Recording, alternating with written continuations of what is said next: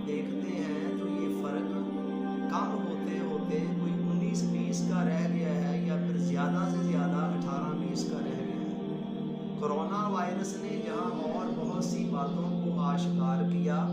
वहाँ उसने इस नुक्ते को भी आश्कार कर दिया है, अगरचे पहले भी ये नुक्ता कोई ज़्यादा ढका छुपा नहीं था। कोरोना वायरस के सामने आज सारी दुनिया लर्ज़ रही है, कांप रही है, मगर मेरे नज़दीक ये ज़्यादा हैरानी की बात नहीं है। मुझे जो बात असल हैरान करती है वो ये है कि आलमे इस्लाम भी कोरोना वायरस के सामने लर्ज़ और कांप रहा है। कोरोना वायरस की इब्तदा में एक दोस्त ने मुझसे सवाल पूछा कि इसके मतलब आपका क्या ख्याल है। फिर बड़ी जवाब जो मेरी ज़ुबान पर आया वो ये था कि एक बंदा-ए मोमिन को सिर्फ दो से डरना चाहिए, एक अल्लाह से डरना चाहिए और दूसरा अपने बुरे अमाल से, अपने गुनाहों से डरना चाहिए। तीसरी कोई चीज़ इस कायनात में नहीं है जिससे बंदा-ए मोमिन को डरना चाहिए। गौर करें तो अल्लामा इकबाल ने भी अपने एक शेर के अंदर इसी नुक्ते की तरफ इशारा करते हुए फरमाया कि हर के रमज़े मुस्तफ़ा फ़हमीदा अस्त, शिरक रा दर खौफ़े मुज़मर दीदा अस्त। अल्लामा इकबाल फरमाते हैं कि हर वो बंदा जो ईमान की रमज़ को समझ लेता है, वो इस बात को जान जाता है कि शिरक सिवाय इसके कोई नहीं है कि अल्लाह के अलावा कायनात में किसी और चीज़ से डरा जाए। अल्लामा इकबाल ने एक और बड़ी खूबसूरत बात कही कि ये एक सजदा जिसे तू गरां समझता है, 1000 सजदे से देता है आदमी को निजात। यानी अल्लाह के सामने जब बंदा झुकता है तो फिर पूरी कायनात के सामने झुकने से वो महफूज हो जाता है। लेकिन जो बंदा अल्लाह के सामने नहीं झुकता, उसको फिर इसकी ये कीमत चुकानी पड़ती है कि उसे बंदे बंदे के सामने झुकना पड़ता है। इसी तरह जिस शख्स के दिल में खुदा का खौफ आ जाता है तो ये खुदा का खौफ इस बात की ज़मानत बन जाता है कि वो कायनात में किसी और से ना डरे। और जिसके दिल में खुदा का खौफ नहीं आएगा फिर उसे और कई लोगों से, कई मखलूक़ात में से कईयों से डरना पड़ेगा। उधर हदीसे कुदसी में अल्लाह ताला फरमाता है कि मुझे मेरी इज्जत की कसम, मैं अपने किसी बंदे के ऊपर दो खौफ जमा नहीं करूँगा। यानी ये नहीं हो सकता कि एक बंदा दुनिया के अंदर भी मुझसे डरता रहे और क़यामत वाले दिन भी उसके ऊपर डर और खौफ की कैफियत तारी हो, मैं उसे वहाँ महफूज कर दूँगा। जिस तरह अल्लाह किसी बंदे पर दुनिया और आखिरत के दो खौफों को जमा नहीं करता, इसी तरह दुनिया के दो खौफों को भी जमा नहीं करता कि बंदा अल्लाह से भी डर रहा हो और बैक वक्त उसकी मखलूक से भी डर रहा हो। हज़रत आदम अलैहिस्सलाम को जब अल्लाह ताला दुनिया के अंदर भेजने लगे तो भेजते वक्त कुरान बताता है कि अल्लाह ने फरमाया फ़इम्मा यातियन्नाकुम मिन्नी हुदन फमन तबिअ हुदाया फला खौफुन अलैहिम वला हुम यहज़नून। ए आदम और ए हव्वा, मैं ज़मीन के ऊपर तुम जा रहे हो और मैं वक्तन फ़ौक्तन हर ज़माने के अंदर अपनी हदायत भेजता रहूँगा।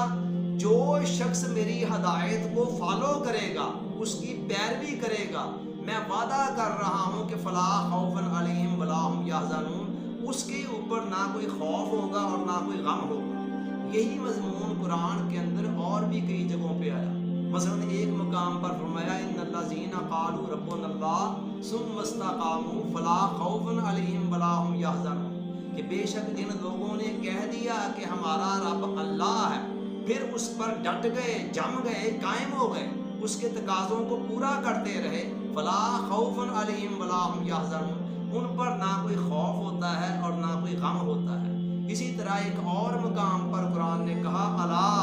इन्ना औलिया अल्लाह ला खौफुन अलैहिम वला हुम यहज़नून, लोगों आगाह हो जाओ, खबरदार हो जाओ कि जो अल्लाह के बंदे होते हैं, अल्लाह के दोस्त होते हैं, उन पर ना कोई खौफ होता है और ना कोई गम होता है। खौफ का तल्लुक आने वाले खदशों, वसवसों और मुस्तकबिल के अंदेशों से होता है और गम का तल्लुक आम तौर पर माजी के नुकसानात पे होता है। और यही दो ज़माने हैं जिनके अंदर जलते कुड़ते परेशान होते इंसान की ज़िंदगी का बेशतर हिस्सा गुजर जाता है। अल्लाह कहता है कि मेरे जो बंदे होते हैं ان سے ماضی کے تمام پچھتاوے بھی اٹھا دیتا ہوں، ختم کر دیتا ہوں، اور مستقبل کے اندیشوں سے بھی ان کی جان چھڑا دیتا ہوں۔ مولانا روم رحمۃ اللہ علیہ نے کیسی پیاری بات کہی، اگر عالم سراسر خار باشد، دل عاشق گلو گلزار باشد، کہ اگر ساری کائنات، ساری دنیا کانٹوں سے بھی بھر جائے تو پھر بھی جو اللہ والے ہوتے ہیں نا، ان کے دل پھولوں کی طرح کھلے رہتے ہیں، یعنی وہ باہر کے حالات کا منفی اثر ان کے دلوں تک نہیں پہنچتا ہے۔ اور حضرت واصف علی واصف رحمۃ اللہ علیہ فرماتے ہیں کہ پریشانی حالات سے نہیں، خیالات سے پیدا ہوتی ہے، یعنی حالات جیسے مرضی ہوں، بندے نے پریشان اس وقت ہونا ہے جب ان کے خیالات کے اندر پریشانی آ جاتی ہے۔ اور اللہ تعالیٰ اپنے مومن بندوں کو خیالات کی پریشانی سے، اندر کی ٹینشن سے بچا لیتا ہے۔ بچاتا کیسے ہے؟ قرآن نے کہا وَالَّذِي أَنزَلَ السَّكِينَةَ فِي قُلُوبِ الْمُؤْمِنِينَ، اللہ وہ ہے جو سکینہ کو، اطمینان کو، سکون کو اپنے مومن بندوں کے دلوں کے اوپر نازل کیا کرتا ہے۔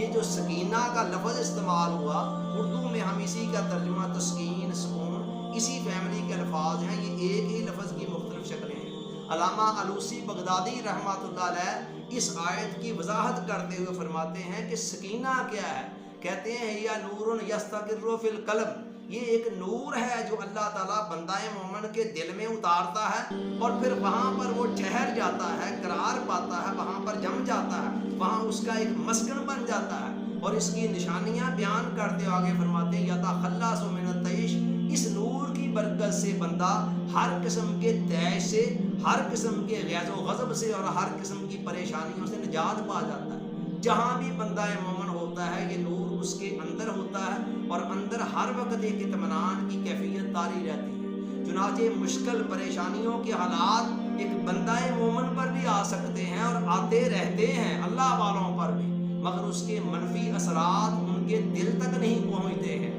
اس کو میں دو مادی مثالوں کے ذریعے سے واضح کرتا ہوں۔ دیکھیں، واٹر پروف گھڑی ہوتی ہے، یہ واٹر پروف، آپ اس کو پانی میں پھینک دیں، اس کے چاروں طرف ارد گرد پانی ہوگا مگر پانی اندر نہیں جائے گا۔ ایسے ہی اللہ اپنے بندوں کے دلوں کو سارو پروف بنا دیتے ہیں، غم پروف بنا دیتے ہیں، کہ باہر حالات ایسے ہوتے ہیں، بظاہر نظر آ رہا ہوتا ہے کہ پریشانی والے حالات ہیں، مشکل ہے، تکلیف ہے، تنگی ہے، مگر اس پریشانی اور اس کے غم کے اثرات ان کے دل تک نہیں جاتے۔ اسی طرح ایک اور مثال ہے کہ ایک کھلے میدان کے اندر شیشے کا بنا ہوا ایک کیبن ہو جو چاروں طرف سے بند ہو، اس شیشے کے کیبن کے اندر ایک انسان بیٹھا ہو، اور باہر آندھی چل رہی ہو، جھکڑ چل رہا ہو، طوفانیں باد و باراں ہو، اور ہر چیز اڑ رہی ہو، نظر آ رہی ہو سب کچھ، تو اندر بیٹھا ہوا بندہ باہر کے سارے حالات کا مشاہدہ تو کر رہا ہے، لیکن اس کے کوئی اثرات اس تک نہیں پہنچ رہے ہیں۔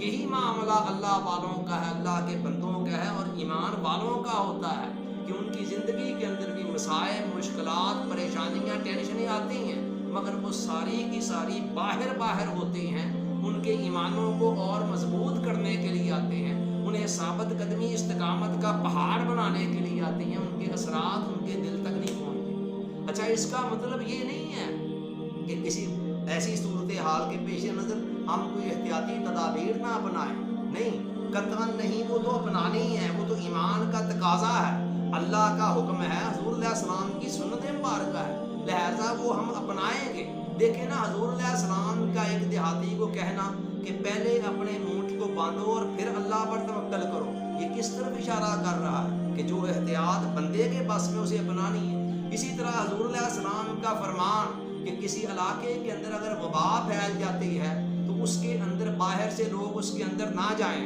اور جو اندر پہلے سے موجود ہے وہ باہر نہ آئیں، یہ کس طرف اشارہ کر رہا ہے؟ اسی احتیاط کی طرف۔ اسی طرح سیدنا عمر فاروق رضی اللہ تعالیٰ عنہ جب ایک طاعون زدہ علاقے کی طرف جانے لگے تو لوگوں نے روکا، تو آپ نے واپس پلٹ آئے، آپ وہاں سے واپس پلٹنے لگے، تو کسی نے کہا اے عمر، آپ اللہ کی تقدیر سے بھاگ رہے ہیں، تو آپ نے کیا خوبصورت جواب دیا کہ نحن نفر من قدر اللہ الی قدر اللہ، ہم اللہ کی تقدیر سے اللہ کی تقدیر کی طرف ہی بھاگ رہے ہیں، یعنی اللہ نے خود ہمیں حکم دیا ہے کہ ایسے معاملے مواقع پر جو احتیاط کی جا سکتی ہے وہ کرنی چاہیے۔ سو یہی معاملہ ہمیں بھی یہاں کرنا ہے۔ کورونا کے حوالے سے جو بھی احتیاطی ہمارے بس میں انہیں کرنا ہے، مگر مسئلہ تو یہ ہے کہ ایک بندہ مومن جو ہے وہ کوشش کے معاملے میں تو مجاہد ہوتا ہے، مگر نتیجے کے معاملے میں متوکل ہوتا ہے۔ جو کچھ انسان کے بس میں ہوتا ہے وہ کوششیں وہ ضرور کرتا ہے، اور اس کو کرنے کے بعد نتیجے کو اللہ کے حوالے چھوڑ دیتا ہے، کہتا ہے جو میرے بس میں تھا میں نے کر دیا، اب جو تو نے کرنا ہے وہ تو نے کرنا ہے، تو جانے اور وہ کام جانے۔ تو وہ زیادہ پریشان نہیں ہوتا۔ ہمارا المیہ یہ ہے کہ ہم احتیاطی تدابیر اختیار کرتے ہوئے ساتھ ساتھ پریشانی کو، خوف کو، ڈر کو اپنے ذہنوں پر سوار کیے ہوئے ہیں، اور قوم نفسیاتی مریض بنتی چلی جا رہی ہے۔ اب یہ ایمان کی کمزوری نہیں ہے تو پھر اور کیا ہے؟ یاد رکھیں اس کائنات کے اندر اللہ تعالیٰ نے طاقت اور قوت کے کئی ذرائع پیدا کیے، مال و دولت بھی ایک ذریعہ ہے، اسی طرح اقتدار اور عہدہ بھی ایک ذریعہ ہے، اسی طرح دوست، احباب اور ساتھیوں کا ہونا یہ بھی ایک ذریعہ ہے، اور یہ ساری چیزیں کسی نہ کسی درجے میں، کسی نہ کسی دائرے میں انسان کے کام بھی آتی ہیں، مگر ایک حد تک، ایک حد کے بعد یہ ساری چیزیں ہینڈز اپ کر دیتی ہیں، اور کئی مرتبہ ہم دیکھتے ہیں کہ انسان کے پاس یہ سب چیزیں ہوتی ہیں، مگر اس کے باوجود وہ مجبوری اور بے بسی کی کیفیت میں ہوتا ہے، اور یہ چیزیں اس کے کسی کام نہیں آ رہی ہوتی۔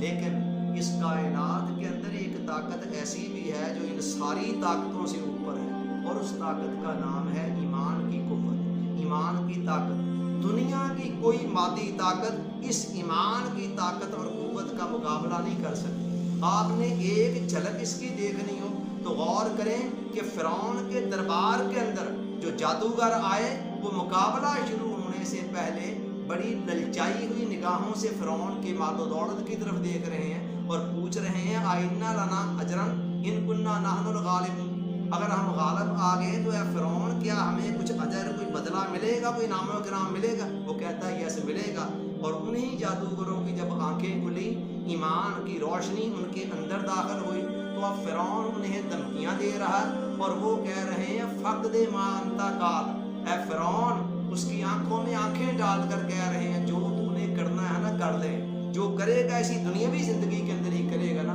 اب ہمیں تجھ سے کوئی لالچ نہیں ہے، ہم اپنے رب سے انعام اور اکرام کے طلبگار ہیں اور امیدوار ہیں۔ تو یہ ایمان ہے۔ اب ایمان کے اندر اتنی طاقت اور قوت کہاں سے آتی ہے کہ وہ بندہ مومن کے اندر کے حال کو کیسے بدل دیتا ہے؟ اس حوالے سے 3 نقطے قابل غور ہیں۔ ایمان کے اندر جن جن چیزوں پر ایمان لانا لازمی ہے، سب سے پہلی چیز ہے اللہ پر ایمان۔ جب بندہ مومن اللہ پر ایمان لے آتا ہے تو ایک طرف تو اس کو یہ یقین ہوتا ہے کہ پوری کائنات کے اندر اللہ کا حکم جاری اور ساری ہے، اور اس کی مرضی کے بغیر پتہ بھی نہیں ہلنا ہے، اور دوسری طرف اللہ نے ایمان والوں سے قرآن میں جو وعدے کیے ہیں ان وعدوں پر اسے پورا یقین ہوتا ہے۔ خدا نے کہا وَكَانَ حَقًّا عَلَيْنَا نَصْرُ الْمُؤْمِنِينَ، ہم نے اپنے اوپر لازم کر رکھا ہے کہ ہم مومنوں کی مدد کریں، اور فرمایا إِن يَنْصُرْكُمُ اللَّهُ فَلَا غَالِبَ لَكُمْ، اگر اللہ تمہاری مدد کرتا ہے تو کائنات میں کوئی تم پر غالب نہیں آ سکتا۔ فرمایا وَعَلَى اللَّهِ فَلْيَتَوَكَّلِ الْمُؤْمِنُونَ، مومنوں کو چاہیے کہ وہ اللہ پر بھروسہ کریں، اور دوسری جگہ فرمایا وَمَن يَتَوَكَّلْ عَلَى اللَّهِ فَهُوَ حَسْبُهُ، جو اللہ پر بھروسہ کرتا ہے اللہ اس کے لیے کافی ہو جاتا ہے۔ اور فرمایا مَن يَتَّقِ اللَّهَ يَجْعَل لَّهُ مِنْ أَمْرِهِ يُسْرًا، کہ جو اللہ پر تقوی اختیار کرتا ہے، اللہ کا تقوی اختیار کرتا ہے، اللہ اس کے لیے ہر مشکل سے نجات کا راستہ بنا دیتا ہے، اس کے لیے ہر کام میں آسانی پیدا کر دیتا ہے۔ اور دوسری جگہ فرمایا يَجْعَل لَّهُ مَخْرَجًا، اس کے لیے ہر مشکل سے نجات کا راستہ بنا دیتا ہے۔ وَيَرْزُقُهُ مِنْ حَيْثُ لَا يَحْتَسِبُ، اور اسے وہاں سے رزق دیتا ہے جہاں سے گمان بھی نہیں ہوتا۔ تو پہلا نقطہ تو یہ ہوتا ہے۔ دوسرا کیا ہے؟ ایمان کا ایک جز ایمان بالآخرت ہے۔ اب آخرت پر جب بندہ ایمان لے آتا ہے تو وہ سمجھ جاتا ہے کہ موت میری زندگی کا اختتام نہیں ہے، بلکہ موت تو ایک دروازہ ہے جس میں سے گزر کر مجھے اینڈ لیس لائف کے اندر چلے جانا ہے، اور وہاں پر ابدی زندگی کی راحتیں میرا انتظار کر رہی ہیں۔ یہ چیز اس کو بڑی تسکین دیتی ہے، حوصلہ دیتی ہے۔ اور اس کے بعد تیسرا نقطہ ایمان کے اندر ہی جو ہے وہ ایمان بالقدر کا ہے، کہ مومن تقدیر پر ایمان لے آتا ہے کہ میرے ساتھ جو کچھ بھی ہونا ہے میرے رب کی مرضی اور منشا سے ہونا ہے، کوئی اور ایسا نہیں ہے جو مجھے کوئی نقصان پہنچا سکے۔ تو جب یہ تینوں حقائق انسان کے دل میں اترتے ہیں، جسٹ کاپی پیسٹ کے درجے میں ذہن تک نہیں ہوتے جیسا کہ ہماری اکثریت کا حال، بلکہ انسٹال ہو کر انسان کے دل کے اندر اتر جاتے ہیں، تو یہ چیز اسے نڈر بنا دیتی ہے، بے باک بنا دیتی ہے، اور اس کے اندر اعلیٰ اخلاقی اوصاف پیدا کر دیتی ہے۔ اس کے بعد اس کی تصویر کیا بنتی ہے، میں اس میں سے دو چار کی طرف اشارہ کر رہا ہوں۔ سب سے پہلے یہ کہ وہ پیکر تسلیم و رضا بن جاتا ہے، ہر حال میں مرضی یار میں رہنا شروع کر دیتا ہے، وہ اپنی زندگی سے مطمئن ہوتا ہے، اپنے خدا سے راضی ہوتا ہے، اپنی تقدیر سے راضی ہوتا ہے، اور جو رزق اللہ نے اسے دیا اس رزق پر مطمئن ہوتا ہے، حتیٰ کہ کوئی دکھ تکلیف مصیبت پریشانی بھی آ جائے اسے بھی محبوب کا تحفہ سمجھ کر قبول کرتا ہے، اور کہتا ہے کہ تیرا غم بھی مجھ کو عزیز ہے کہ یہ تیری ہی دی ہوئی چیز ہے۔ تو اسی طرح پھر اس کے بعد ایک اور خوبی، وہ کیا، پیکر امید اور یقین بن جاتا ہے، ہر حال میں امید اور یقین کے دامن کو وہ تھام کر رکھتا ہے، مایوسی اس کے پاس سے بھی نہیں گزرتی، حالات جیسی مرضی ہوں، اس میں اپنے خدا کا یہ حکم یاد ہوتا ہے کہ لا تقنطوا من رحمت اللہ، کہ میری رحمت سے مایوس نہیں ہونا ہے۔ اور دوسری جگہ اللہ نے فرمایا لا تہنوا ولا تحزنوا وانتم الاعلون ان کنتم مؤمنین، کہ اگر تم مومن ہو تو پھر پست ہمت ہونے کی اور گھبرانے کی، غم زدہ ہونے کی ضرورت نہیں ہے، آخری انجام کے طور پر تم ہی غالب آؤ۔ پھر اس کے بعد جو تیسرا وصف اس کے اندر پیدا ہوتا ہے وہ یہ کہ وہ پیکر استقامت بن جاتا ہے، زندگی کے اندر جو مسائل آئیں، مصائب آئیں، پریشانیاں، دکھ تکلیف، مزاحمتیں، رکاوٹیں آئیں، وہ انتہائی ثابت قدمی اور استقامت کے ساتھ، حوصلے کے ساتھ، جرأت مندی کے ساتھ ان کا مقابلہ کرتا ہے۔ حضرت امام احمد بن حنبل کو وقت کے حکمرانوں نے کتنی سخت سزائیں دی۔ امام بخاری رحمۃ اللہ علیہ فرماتے ہیں کہ ان کو 80 کوڑے مارے گئے، اور ایسے اتنی شدت اور قوت کے ساتھ کہ اگر 2 کوڑے بھی کسی گرانٹیڈ ہاتھی کو بھی پڑ جاتے تو وہ درد سے بربلا اٹھتا، مگر امام احمد بن حنبل ان کوڑے کھانے کے دوران حکمرانوں کی آنکھوں میں آنکھیں ڈال کر اپنے موقف کو دہراتے رہے، اور ساتھ گاہے بگاہے یہ آیت پڑھتے رہے کہ لن یصیبنا الا ما کتب اللہ لنا، کہ ہمیں کوئی مصیبت نہیں پہنچ سکتی مگر وہی جو اللہ نے ہمارے لیے لکھ دی ہے۔ تو لہٰذا یہ چیز بندہ مومن کو پیکر استقامت بنا دیتی ہے۔ اور پھر یہ آتی ہے خوبی اس کے اندر کہ وہ موت سے بالکل بے خوف ہو جاتا ہے، وہ جانتا ہے کہ موت جو ہے یہ تو حضور علیہ السلام کے فرمان کے مطابق الموت تحفۃ المومن، مومن کے لیے ایک تحفہ ہے، اور وہ جانتا ہے کہ موت تو ایک پل ہے جس سے گزر کر دوسری طرف محبوب کا مسکراتا ہوا چہرہ انتظار کر رہا ہے، جو محبت کو محبوب سے ملا دیتی ہے۔ تو یہ تو جسٹ ایک پل ہے۔ پھر اسے حضرت علی رضی اللہ تعالیٰ عنہ کا یہ قول بھی یاد ہوتا ہے کہ زندگی کی سب سے بڑی محافظ خود موت ہے، کہ موت جب تک اللہ نے بندے کی نہیں لکھی ہے تب تک اس کی زندگی کو کوئی نہیں چھین سکتا۔ یہ سارے اوصاف اندازہ کریں کہ جس بندہ مومن کے اندر پیدا ہو جائیں گے، اس شخصیت کے اندر اور اس شخصیت میں کہ جو ایمان سے محروم ہے، دونوں کے اندر کتنا فرق ہوگا۔ اور ہم خود ذرا جائزہ لیں کہ کیا آج یہ فرق ماننے والوں اور نہ ماننے والوں کے اندر ہمیں دکھائی دے رہا ہے؟ عزیزان ایمان، آخری بات جو کرنی چاہتا ہوں وہ یہ ہے کہ اپنے ایمانوں کو مضبوط کریں۔ کورونا وائرس کا مقابلہ مادی وسائل کے ذریعے ضرور کریں، مگر مادی وسائل کے ساتھ ساتھ ایمان کی طاقت اور قوت کو بھی استعمال میں لائیں۔ احتیاطی تدابیر ضرور آزمائیں، مگر خدا کے لیے کورونا کے خوف اور ڈر کو سر پر سوار نہ کریں۔ سر پر سوار کرنے کے لیے صرف ایک ڈر ہی کافی ہے، اور وہ اللہ کا ڈر ہے۔ اللہ تعالیٰ ہم سب کا ناصر ہو۔ آپ کا بہت بہت شکریہ۔